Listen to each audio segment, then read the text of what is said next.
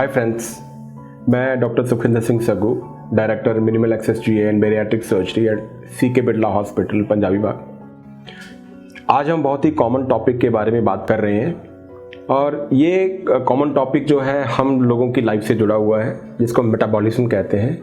Important क्या है, क्या खाना है, कब खाना है, कितना खाना है और कैसे खाना है, चार चीज़ें इंपॉर्टेंट होती हैं। अब आप अगर स्मॉल एंड फ्रीक्वेंट मील लेते हैं तो वो मेटाबॉलिज्म को फास्ट करेगा। अगर आप सोने से 1 घंटा पहले तक खाते हैं तो बेटर रहता है, इमीडिएटली आपको सोना नहीं चाहिए। और टाइमली खाना चाहिए, यानी कि सुबह का ब्रेकफास्ट अगर आप 8 बजे करते हैं उस समय आपका मेटाबॉलिज्म फास्ट होता है तो उस समय खाना चाहिए। अगर बाद में मेटाबॉलिज्म स्लो हो जाएगा और आप खाएंगे तो वो डिपॉजिट होता जाएगा। इसी तरह से आपका लंच है आप 1:30-2 बजे करें और आपका जो डिनर है वो 7 बजे से पहले कर ले। तो ये टाइमिंग्स होती हैं। अगर इस टाइम पे आप मेजर मील लेके और इसके बीच में आप स्नैक्स लेते हैं तो 3 फ्रीक्वेंट और स्मॉल मील्स बड़े ही इंपॉर्टेंट हो जाते हैं। और खाने में ज़्यादा जो है हमें फ्रूट्स और वेजिटेबल का सेवन करना है, जिसमें कि नेचुरल कार्बोहाइड्रेट, कॉम्प्लेक्स कार्बोहाइड्रेट होते हैं। तो ये तो खाने की बात है। सेकंड पॉइंट आता है कि आपका लाइफस्टाइल कैसा हो। हम जिसमें मार खाते हैं रोज़मर्रा की ज़िंदगी में वो है हमारा लाइफस्टाइल। हम चलना पसंद नहीं करते हैं। कोशिश हमारी होती है कि हमारी कार वहाँ पे पार्क हो जहाँ पे आपका ऑफिस है, तो थोड़ा सा दूर पार्क करें। सुबह शाम अच्छी वॉक करें, बहुत इंपॉर्टेंट है। और इसमें हाई इंटेंसिटी वर्कआउट बड़ा ही इंपॉर्टेंट होता है, जिसको हम HIIT कहते हैं, यानी कि हाई इंटेंसिटी इंटरवल ट्रेनिंग। अगर हाई इंटेंसिटी इंटरवल ट्रेनिंग हम करते रहते हैं बॉडी की, यानी कि हफ्ते में अगर आप 3 बार भी कर लेते हैं तो बहुत इंपॉर्टेंट है। तो उससे आपका मेटाबॉलिज्म फास्ट होगा, कैलोरी को बर्न करेंगे।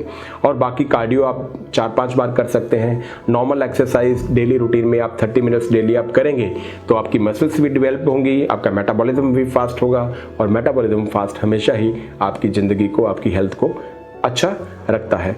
फिर आता है कि आपका स्लीप पैटर्न कैसा है। बहुत इंपॉर्टेंट चीज़ है जिसको हम मिस करते हैं। अगर आप रात भर सोते नहीं हैं, लेट नाइट जागते हैं, तो उसमें क्या होता है, साइंटिफिक रीज़न है हर चीज़ के बारे में। अगर लेट नाइट हम जागते हैं तो एक ग्रेलिन हार्मोन है वो बढ़ जाता है हमारे शरीर में, और ग्रेलिन से हंगर बढ़ेगी और हंगर बढ़ने से सेटाइटी कम होगी। तो आपने देखा है कि जो बच्चे रात को बढ़ते हैं तो रात को हम फिर स्नैक करना शुरू करते हैं। वो यही कारण होता है, क्योंकि जैसे जैसे आप जागेंगे आपकी हंगर बढ़ेगी ग्रेलिन हार्मोन की वजह से, और आप रात को भुजिया, चिप्स और ये सब जो चीज़ें हैं फास्ट फूड खाना पसंद करते हैं। इनका जितना हम कट शॉर्ट कर सकते हैं मेटाबॉलिज्म उतना फास्ट होता जाएगा। जब हम सोते हैं तो हमारे लेप्टिन हार्मोन बनता है, और लेप्टिन आपकी हंगर को कम करता है और सेटाइटी को बढ़ाता है। तो आपने देखा कि जो लोग ज़्यादा सोते हैं वो कम खाते हैं। तो अगर हम अच्छा सोएंगे, हमारी जो क्वालिटी स्लीप है वो 8 घंटे की या 7 घंटे की मैटर नहीं करता, लेकिन वो डीप स्लीप होना चाहिए। अगर अच्छे सही टाइम पे सोते हैं, आप रात को 10 बजे सो के सुबह 5 बजे उठते हैं, तो ये टाइम पीरियड होता है सोने का। तो इससे आपका मेटाबॉलिज्म फास्ट होता है। फिर आपका मेंटल स्टेटस कैसा है, बहुत इंपॉर्टेंट है। आप स्ट्रेस फ्री हैं या नहीं हैं। मेरे को पता है कि हम अपने आप को स्ट्रेस फ्री नहीं कर सकते हैं, लेकिन बहुत सारी एक्टिविटीज़ ऐसी होती हैं जिससे हम मेंटल स्टेटस अच्छा रख सकते हैं। ब्रेन पे अपने फोकस कर सकते हैं, मेडिटेशन कर सकते हैं, योगा कर सकते हैं, जिससे पीस ऑफ माइंड आए। जितना पीस ऑफ माइंड आएगा मेटाबॉलिज्म उतना ही फास्ट होगा।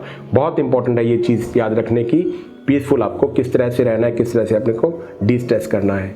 फिर इंपॉर्टेंट आ जाता है कि आप एडिक्ट तो नहीं है, अल्कोहल तो नहीं ले रहे। अल्कोहल लेंगे रात को सोएंगे नहीं, नींद नहीं आएगी, स्ट्रेस होगी, फिर वही ग्रेलिन हार्मोन बढ़ेगा, स्ट्रेस हार्मोन, स्टीरॉयड हार्मोन बढ़ेंगे, जिससे भूख बढ़ेगी, मोटापा आएगा, मेटाबॉलिज्म स्लो होएगा। तो ये सारी चीज़ें हैं। आपको अल्कोहल बंद करना है, स्मोकिंग आपको बंद करना है। तो ये सारी चीज़ें अगर हम कंट्रोल कर सकते हैं तो मेटाबॉलिज्म को फास्ट कर सकते हैं। मेटाबॉलिज्म को फास्ट करेंगे, ओबेसिटी कम होगी। और फिर जो है ओबेसिटी की वजह से जो प्रॉब्लम होती है, चाहे वो डायबिटीज़ है, चाहे वो ब्लड प्रेशर है, चाहे वो यंग फीमेल में इनफर्टिलिटी है, चाहे आपका ब्रेन पे उसका इफेक्ट हो रहा है स्ट्रोक के रूप में, चाहे आपके हार्ट पे उसका असर हो रहा है, इंसुलिन रेजिस्टेंस हो रहा है, तो ये सारी चीज़ें ठीक हो सकती है।